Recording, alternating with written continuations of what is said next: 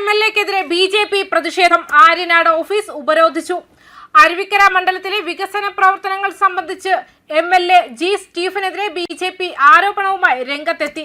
മണ്ഡലത്തിൽ കാര്യമായ വികസനമൊന്നും നടത്തിയിട്ടില്ലെന്നും വികസനം നടത്തിയെന്ന വ്യാജ പ്രചാരണം നടത്താൻ ബോർഡുകൾ സ്ഥാപിച്ച് ജനങ്ങളെ തെറ്റിദ്ധരിപ്പിക്കുകയാണെന്നും ബിജെപി നേതാക്കൾ ആരോപിച്ചു. കഴിഞ്ഞ നിയമസഭാ തിരഞ്ഞെടുപ്പിന് വോട്ട് തേടി എത്തിയപ്പോൾ ആര്യനാട് ടൗൺ വികസിപ്പിക്കുമെന്ന് എംഎൽഎ വാഗ്ദാനം ചെയ്തിരുന്നുവെന്നും എന്നാൽ ഇതുവരെ ആ വാഗ്ദാനം യാഥാർത്ഥ്യമായിട്ടില്ലെന്നും ബിജെപി ആരോപിച്ചു. ആര്യനാട് പ്രദേശത്തിന്റെ അടിസ്ഥാന സൗകര്യ വികസനത്തിന് യാതൊരു പുരോഗതിയും ഉണ്ടായിട്ടില്ലെന്നാണ് നേതാക്കൾ പറയുന്നത്. കുറ്റിച്ചിൽ പ്രദേശത്തെ ആന പുനരധിവാസ കേന്ദ്രം ടൂറിസം മേഖലയായി വികസിപ്പിക്കാമെന്ന് പ്രഖ്യാപിച്ചിരുന്നുവെങ്കിലും അതുമായി ബന്ധപ്പെട്ട് ഒരു നടപടിയും ഇതുവരെ ഉണ്ടായിട്ടില്ലെന്നും ബിജെപി ആരോപിച്ചു.